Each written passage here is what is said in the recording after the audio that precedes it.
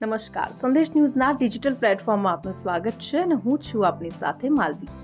કેટલા જૂના ટ્રાફિક ચલણ લોક અદાલતમાં માફ થઈ શકે છે? લોક અદાલતનો તો મતલબ જ એ છે કે લોકોની અદાલત, જેમાં નાની મેટરનો સરળતાથી નિકાલ થઈ શકે, કોર્ટના ધક્કા ખાધા વગર. હવે સવાલ એ થાય કે કેટલા જૂના ચલણ લોક અદાલતમાં માફ થઈ જાય છે અને કેટલી એમાઉન્ટ સુધી તમે ટ્રાફિકના ચલણ રદ અથવા તો ઓછા કરાવી શકો છો. 5 થી 20 લાખ રૂપિયા રદ અથવા તો ઓછા કરાવી શકાય છે.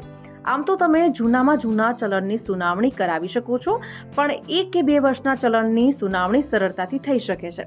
જે ચલણ જૂના થઈ ગયા છે તે ઓલમોસ્ટ કોર્ટ સુધી પહોંચી જ ગયા હોય છે. લોક અદાલતમાં લોકો એટલા માટે જતા હોય છે કે લોકોને કોર્ટ સુધી ન જવું પડે, એટલે કે કોર્ટના ધક્કા ન ખાવા પડે. લોક અદાલતમાં ચલણ કોર્ટ જતા પહેલા ક્લિયર કરાવવામાં આવે છે. જે મેટરનો નિકાલ લોક અદાલતમાં ન થઈ શકે તે મેટર કોર્ટમાં જાય છે. લોક અદાલતમાં કેટલીક સિલેક્ટેડ મેટર પર જ સુનાવણી થાય છે. તેનો નિર્ણય પણ ત્યાં જ આવી જાય છે. લોક અદાલત ટ્રાફિકના ચલણ સિવાય પ્રોપર્ટીનો કબજો, બેંક વસૂલી, ફાઇનાન્શિયલ ઇસ્યુ, મેરેજ જેવી મેટરનો નિર્ણય આવી જાય છે. લોક અદાલતમાં તમારી મેટરને ધ્યાનથી સાંભળવામાં આવે છે અને પછી તેના પર નિર્ણય પણ સંભળાવવામાં આવે છે. આમાં માત્ર ટ્રાફિકના ચલણને માફ કે ઓછું કરાવી શકાય છે. એમાં નોર્મલ ટ્રાફિક ઉલ્લંઘનવાળા ચલણ આવે છે, જેમ કે સીટ બેલ્ટ, લાપરવાહી, હેલ્મેટ ના પહેરવું અથવા તો રેડ લાઇટ ક્રોસ કરવી, આવી બધી બાબતોનો સમાવેશ થાય છે. એવા ચલણને માફ કે ઓછું કરાવી શકાય છે.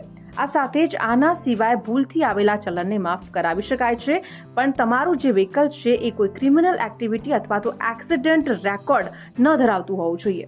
તો આવા જ અપડેટેડ વિડીયોઝ જોવા માટે સંદેશ ન્યૂઝના ડિજિટલ પ્લેટફોર્મ સાથે જોડાયેલા રહો.